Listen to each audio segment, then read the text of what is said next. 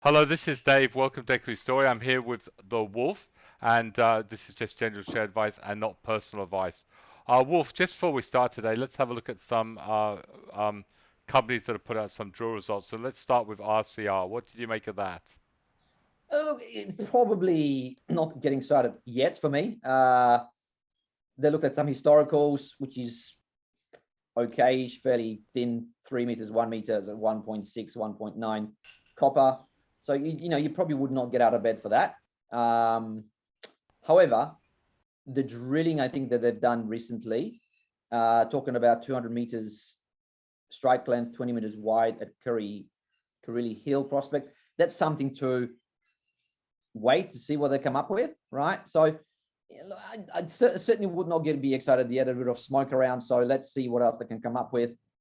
But yeah, it doesn't rock my boat at this stage. Well, certainly the charts looked weak for a while. Now, AIS Wolf, unfortunately, obviously a sell for us, one we followed when it broke through trend. Yep. Just can't go on with it, and there's a big reason for that, isn't there? Huge reason for me. When I read through that report today, the real thing that stuck into my brain straight away, or burned into my brain, was the cost for copper. Wow, Dave. Almost $6 all-in sustaining costs per pound for copper, and current price of spot price for copper is around 460. That's a massive difference. That's about what? Let me think, 25% or so difference. So they are losing money hand over fist copper-wise on those prices. I think, when you look at the gold stuff in there, I think the total costs are getting close to the $2,000 as well. So really marginal business. I certainly would not be get excited with AIS right now. Yeah, definitely. Wolf, ALY. Mm. Actually, I had it on Einstein's, but really, I mean, Oh. lithium. What they're saying? They've got some lithium rock chip samples or a bit of anomalies of lithium. Um, it's absolutely ridiculous, Wolf. It's up 42%. Mm. Um, On now, what? now I think, Anomalies? yeah. So What does it what? even, what does it even mean? What does anomaly mean? Does it mean it's like background lithium? And the thing is, for me, Dave, we know that lithium, maybe people don't know, but lithium is one of the most abundant minerals on Earth. So you're probably going to get some sort of anomaly probably in your backyard of lithium. So I don't It's understand ridiculous. what. It's like you going in the back garden and saying, "Guess what? I've got lithium and it's Yeah. everywhere." And your house is worth like maybe you should try that. Put it on the Oh. market. So with lithium in my back garden. Well, I think maybe what the market's looking at here is that it's saying that it is 8 kilometers along strike from another deposit, from global lithium deposit of 9.9 million tons of 1.14 lithium, right? So that's probably the only thing you think. But like I said, you can probably find lithium around a lot of different things. I want to see some, if I got 47%, you take your profit. results. Yeah, but I think you take your profit carte blanche, aren't Oh you? yeah, Right, yeah. right. Okay, so if you are in that, take a profit and well done, because the Yeah. market's been pretty rough today. Yes. Um, Wolf, let's have a Mm. look at some other results that came out today. Mineral resources. All right, let's talk So about some normal stocks. yeah, so it's definitely sort of holding up okay at the moment. What do you make of Old Min? I think they reiterated the guidance, right, which is good. I think overall, if you look through it, I don't think there's anything that would scare you. I think it's still all about the ramp up in lithium, which they are. If you saw, the numbers coming out of Mount Marion and its other project, it's definitely improving. So that could be the big winner for them over the next, say, 12 months when they ramp it all up. And I think iron ore was fairly good, but that's again on the back of high iron ore prices. The problem with mineral deposits is the quality of iron ore isn't there, right? So they need high prices to actually do quite well. So that's my only caveat with mineral resources. They need to have that nice prices of the minerals for them to actually make money. Because remember, the lithium mine anyway was under care and maintenance for a long time until the price of lithium really spiked up. So these guys will do well of course, and everyone should do well in a good pricing environment. So far at the moment, it suits them, so they should do well. Well, it's just a trending stock. I mean, it's had a nice move up from the buy signal, but certainly under $60, Wolf, you'd be getting out. OZL, again, Wolf, actually gold held up again quite nicely overnight, so I'm not sort of too concerned there. Yep. But the price action has been poor. Did you see? No, I didn't see anything bad in there. Again, I think they reiterated the guidance for most stuff that they're producing, the gold and copper. So maybe the market had something else in mind, maybe just didn't hit its expectations. And again, remember the big stuff, the big boys, every broker out there who follows the big miners out there will have some sort of assumptions. So if it doesn't hit their assumptions, they'll probably send a note to their investors saying, guys, I think it's maybe take profits time because it didn't hit our price, didn't hit our targets of the production or cost or whatever. So it happens a lot in this market, Dave, where you got a day or two of selling down and then sort of rejigs again. Yeah. So overall, I think it's okay, but the markets can be volatile. Yeah, definitely. I think for me, I've looked at the past price action. It's still a hold. Maybe if it went below $25, you'd question it.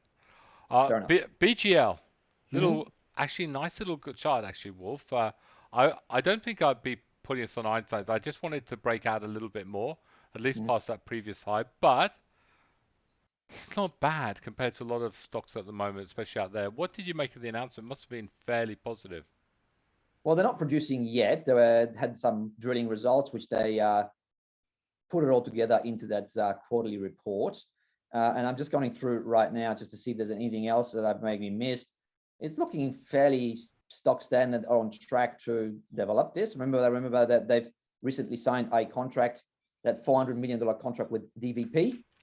I suppose another box ticked, another quarterly ticked off.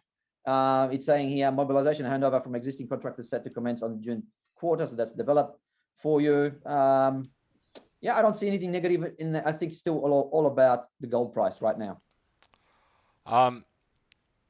Minco, MCR, Wolf. Obviously, it's been on an absolute tear. Gone through bullish signals, gone through buy signals absolutely beautifully. Just from a sort of technical point of view, you feel you really want this to hold above 245 by the close today. Otherwise, you might question it. Maybe if you're in it as a trender or trending it, you get out. What did you make fundamentally of the announcement? Yeah, well, funnily enough, Dave, I think the market's gone racing ahead of the actual fundamentals because they actually the quarterly didn't have any cash flows whatsoever as yet. It's only just starting to develop its first ores from Cassini. So we're going to see some cash flows next quarter, not this quarter. So maybe from my end, from the fundamental point of view, we've had that run ahead of the actual fundamentals. So now maybe it's a consolidation time over the next 3 months until we see some numbers coming through to see how they're actually tracking. Of course, it all depends on how nickel tracks, of course, as well over the next 3 months. Yeah, definitely.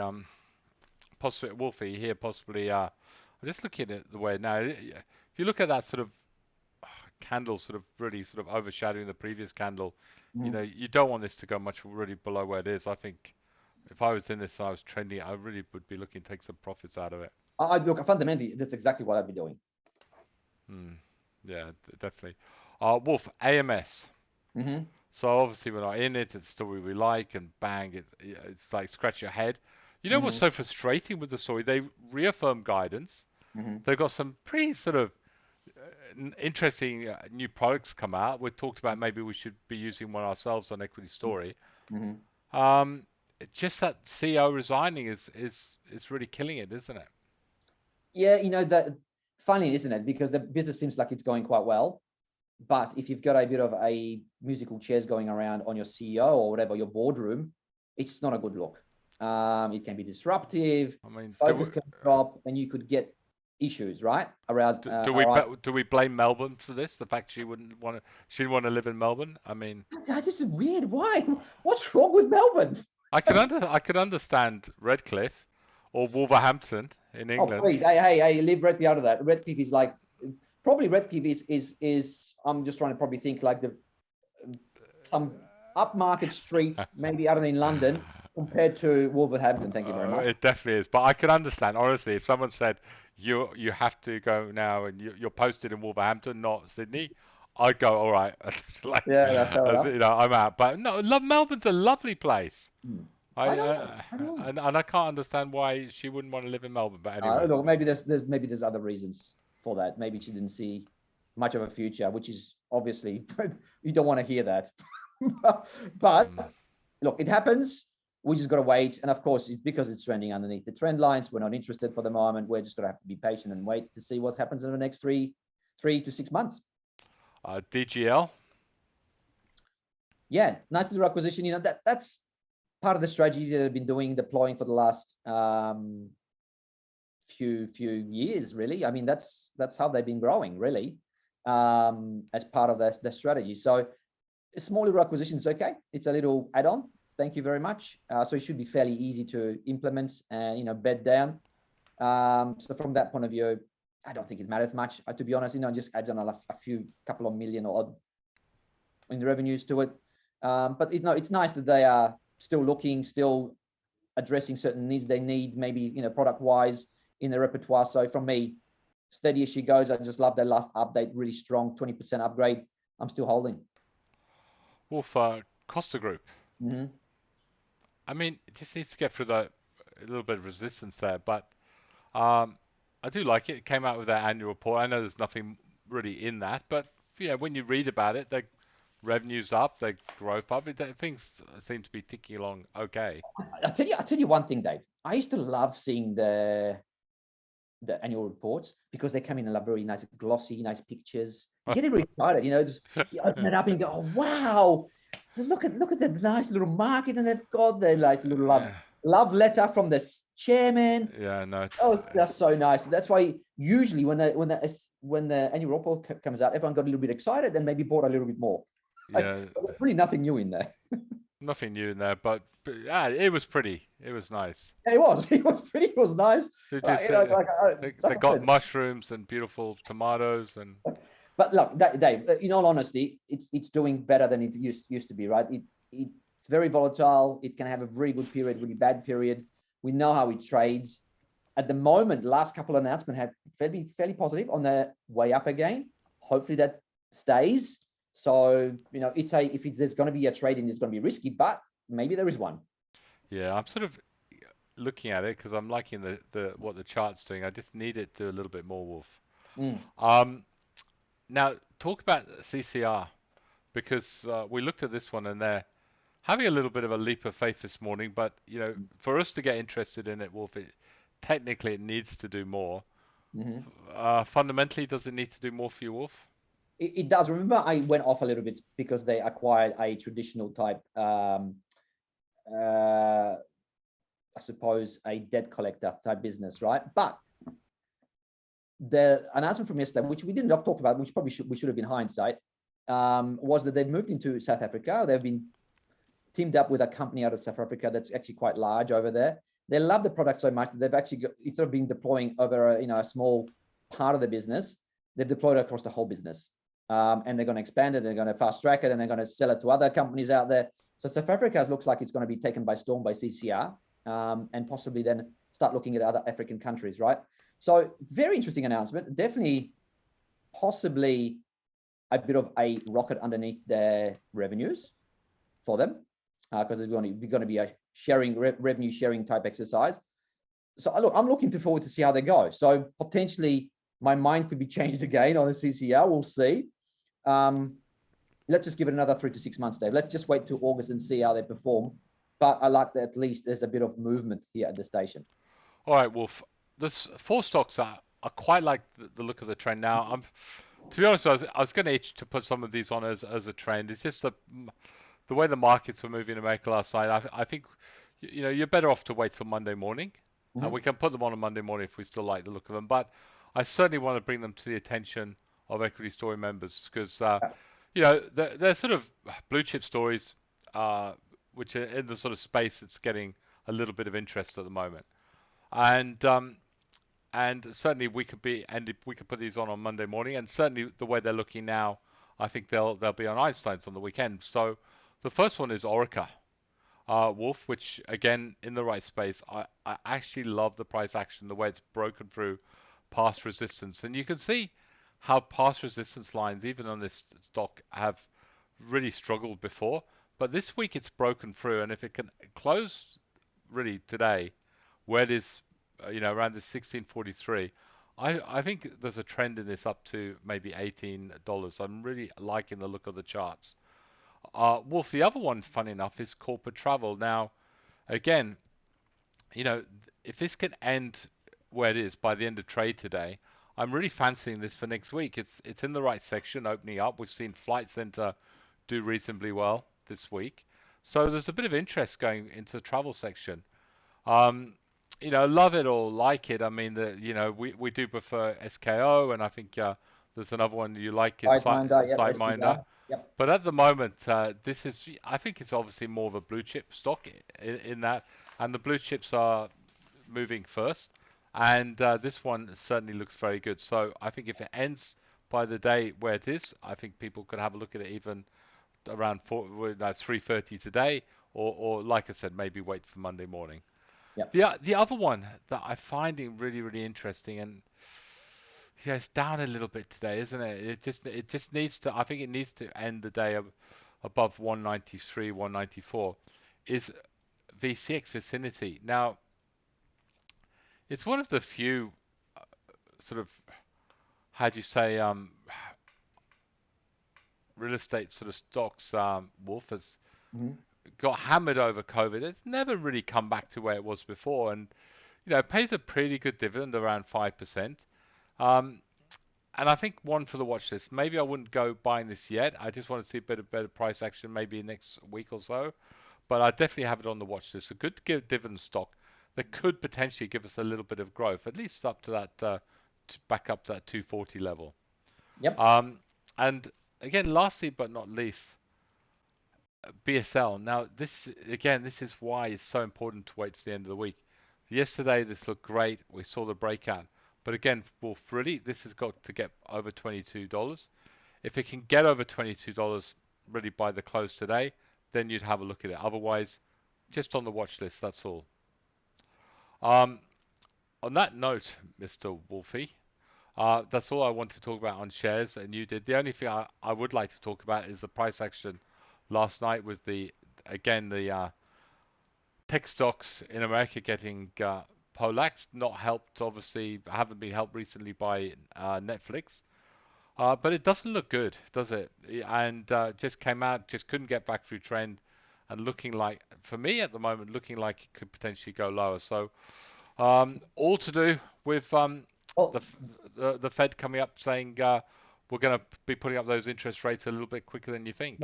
Not just, Dave. It's also company centric. We've had, out of the fangs, we've had already Facebook come up with pretty poor results, and they fell.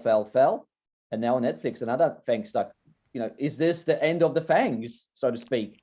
So I think there's pressure on these stories for sure, not just out of the interest rate rises. I think individually, some of these fang stocks are finally showing some cracks. Yeah, no, definitely, Wolf. And it just looks really weak. And of course, obviously, if you look at the Dow's just holding in there at the moment.